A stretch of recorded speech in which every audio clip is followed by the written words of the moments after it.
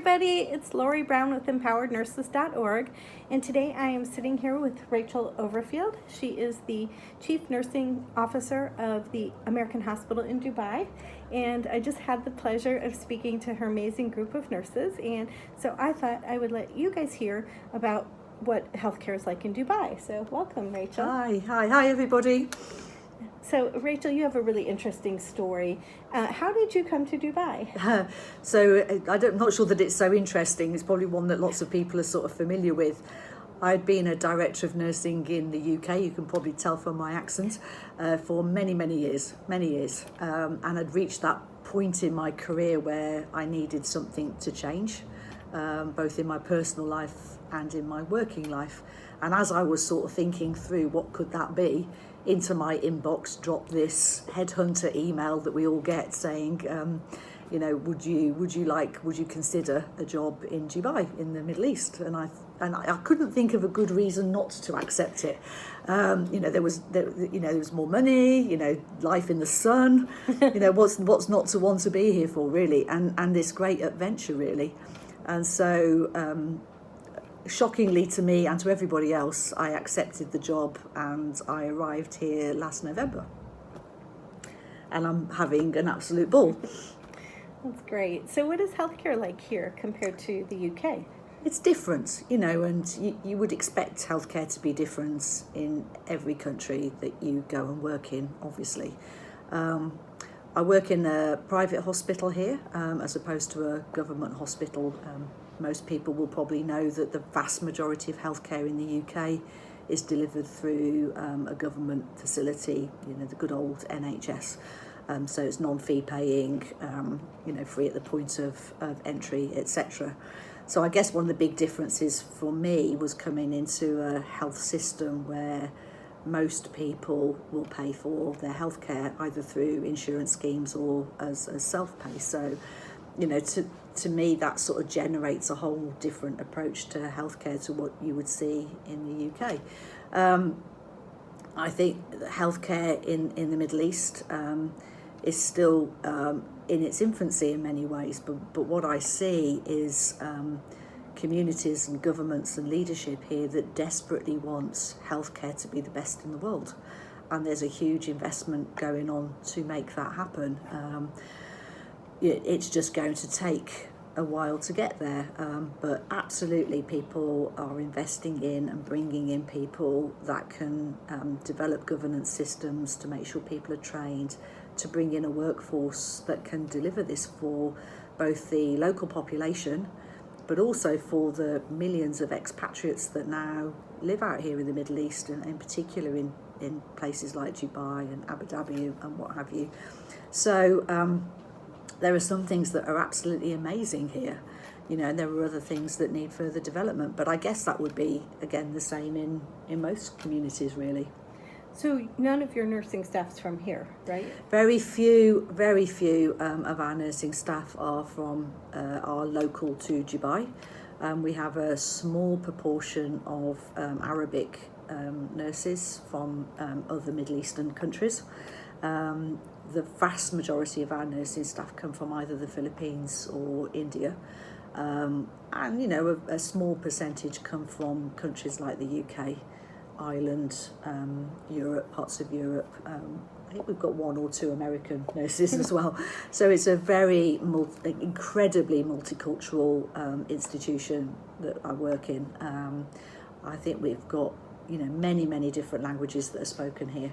Healthcare on the whole in Dubai is delivered in English, we're all English speaking.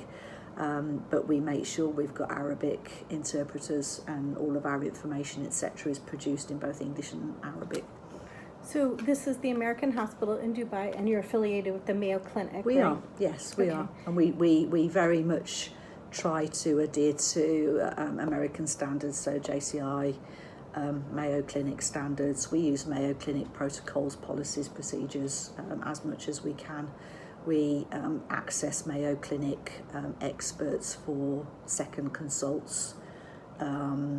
we have webinars, etc., via the Mayo Clinic that we can use. And we ask of all of our doctors especially that they are American certified or UK certified consultant staff before they come to work with us. And so this is private pay hospital? It's a private hospital that has a large number of self-pay patients, but also a large number of insurance patients. And we also have government patients that come from other countries. So other countries pay for patients to come here. And Dubai itself is like 90% people who aren't from here. It right? is, yeah. I believe, I wouldn't wish to be quoted on this, but I believe the statistics are something like 1 million local population and 7 million expatriates. Yeah, so it's a big expatriate community, and you'll see that as you go about your next few days over here, Lorie. So what do the nurses work here? Like what hours? They work long hours. So, you know, again, for a Brit, in Britain, nurses tend to work a 37-hour week, which is a very short working week. I'm aware of that. Here, nurses will work a 48-hour week, usually over 4 12-hour shifts in a week. Wow. Yeah, so it's not easy. But the good things about being a nurse here are often, compared to home countries, your salary is completely tax-free. Probably not for Americans. Not for Americans, I'm afraid, but Yeah. for most countries, you don't pay any tax on your salary. And do they live here? They live here. It varies, as I understand it, it varies at different institutions in Dubai, but we provide accommodation for all of our staff. So they have housing. So they have right housing, here. which they don't pay anything for. And they also have travel from their lodgings to the hospital, which is again provided by the hospital. So if you take it all together, it is a good package. I believe it's a good package that nurses are offered here. I think because of the Mayo affiliation and the sort of the desire to stick to Western standards and Western style healthcare here, nurses also have good access to development and education and training opportunities, which we all know is important, don't we? So, you know, that's you know, something that I value and the nurses here value. And, you know, this afternoon, Laurie's just done a session for us here on empowerment, and that's gone down really well with the troops here in the American hospital. Thank you. So one thing that you mentioned that was different was everybody is, there's no such thing as a do not resuscitate or no code, right? So yeah, I mean, it's one of the things that's different here, and I don't think we should pass any judgment on that. It's just different here. So that's not the same for the whole of the Middle East, as I understand it, but certainly in Dubai at the moment, we resuscitate everybody for a certain period of time. So patients can choose not to have certain drugs or procedures, but actually to choose not to be resuscitated is not something that is a practice here. You can probably tell the way I'm sort of picking my words carefully. It's a very sensitive subject here, and one that I totally respect, and the staff here totally respect. You know, we're working in a different place with different beliefs and values, and the importance of respecting that, you know, it is important. But it does make delivering healthcare slightly different. You know, which is, you know, it's as far as I'm concerned, it's part of the challenge and the adventure, really, to understand how other places work and what's important in other places. Yeah. And then what about staffing? Staffing, we tend to use the American ratios, American staffing ratios here, you know, for the same reasons as wanting to adhere to American standards. The Dubai Health Authority also dictates certain staffing levels or guide certain staffing levels, which actually are richer than the American staffing levels. So we sort of play a bit of a middle ground, I suppose, really. The interesting thing for me here, and I think probably the UK's fairly unique in this, is the amount of healthcare assistance that we used to rely on in the UK and the amount of training healthcare assistants had and the tasks and competence that we allowed healthcare assistants to have in the UK, I think probably was quite different to most parts of the world. Here, I think probably similar to other areas, our staffing is prominently registered nurses, with a very small amount of care support workers supporting them. Healthcare support workers here are not permitted to do as much as I would be used to them doing in the UK. I think that, that's an opportunity for us to look at over time, but certainly at the moment, our patients would very much expect care to be delivered by a registered nurse. So is it more like a primary care delivery model? No, the model here is very much consultant led. So we don't, in this particular hospital, so we don't have big numbers of junior doctors, etc. We're not a training institution. So all of our care is consultant led. So consultants are on call, and consultants will respond to patient need. And the nurses are very much in support of that role.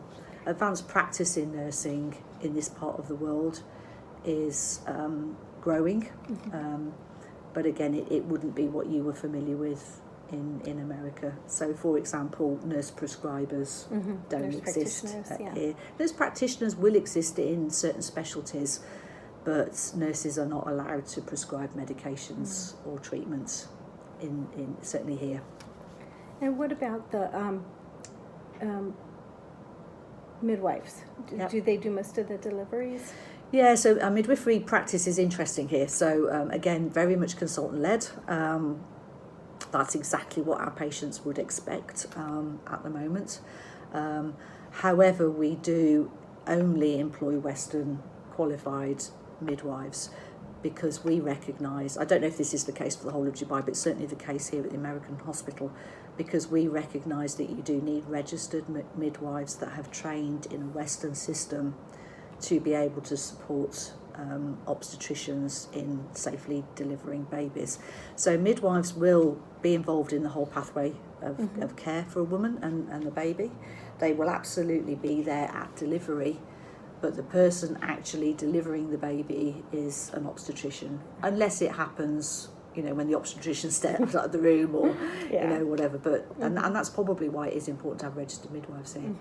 Our midwives, on the whole, come to terms with that and actually quite like the fact that it gives them a chance to focus on some of the softer issues, the things that, may be less technical, but no less important.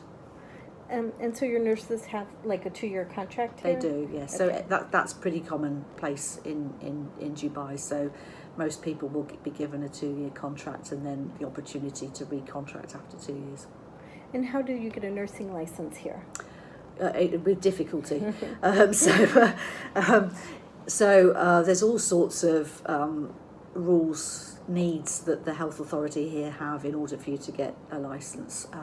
So it starts by needing to be sponsored, so you have to secure a job in the first place. Once you're offered a post with a hospital or a clinic here, the hospital and the clinic will work with the nurse to apply for their license. Their home country nursing body in the UK, it will be the Nursing and Midwifery Council. It'll vary from country to country.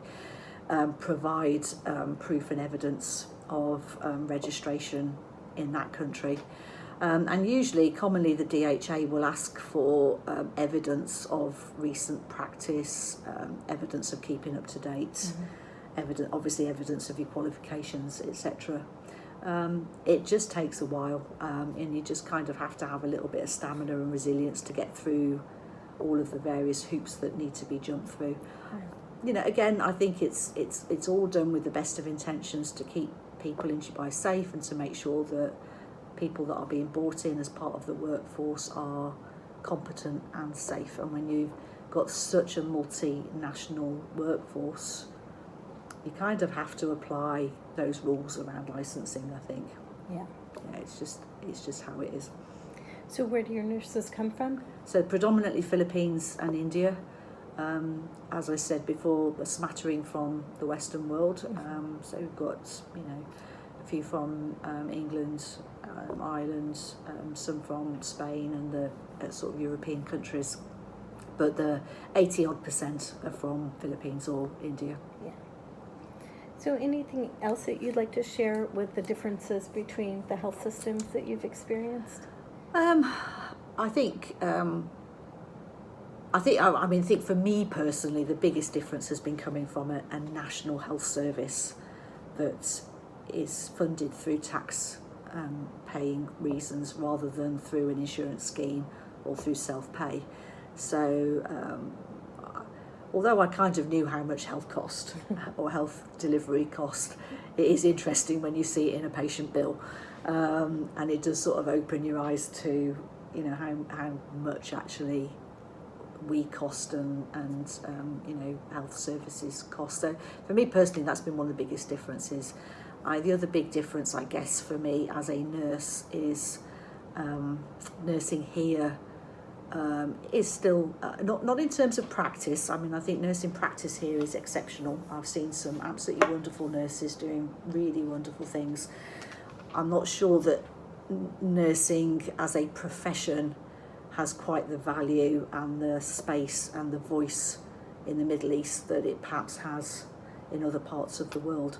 But what I am convinced of is that there is a real commitment to see that change, and that people that lead health services over here are doing everything they can to make that happen. So, and I'm grateful to be part of that developing health system, really, and that developing profession of nursing over here. It's an absolute pleasure and a joy to be here. Yeah, and they have all state-of-the-art equipment and Absolutely. everything. It's amazing. You won't get better equipment and better facilities anywhere in the world, I would say. It's an absolutely amazing place to work in terms of that type of support. Money and funding is not the issue here. We're just in a very new and exciting country, really, in many ways, and it's beautiful here. It's really cool. It's a fantastic place to be, and there's far too many urban myths, I think, around the Middle East, really, and the Western world could learn an awful lot from some of the things that are done here, and how people behave here and how people respect each other here. It's a beautiful place to be, and I'm very happy to be here. And I love what you told me about Sheikh Mohammed. He will give whatever people need. Yeah, he's an inspirational leader. Yeah. I've only been here a few short weeks, but the love he has from his people here is just palpable everywhere you go. And even as expats, the deep respect I think expats have here for the leadership of this wonderful place. You can feel it every day, and I'm not sure that we could say the same about our home countries, really. Especially your home country at the moment. It's there's something very inspiring about being part of a country or in a country that has such amazing leadership. Yeah. Well, I do want to thank you sincerely for having me come and speak to your staff and sharing my expertise with them. And thank you for sharing your insights with our viewers. You're very welcome, and it's been an absolute pleasure meeting you and having you here today. Thank you. Same here. Thanks, everybody. Bye for now.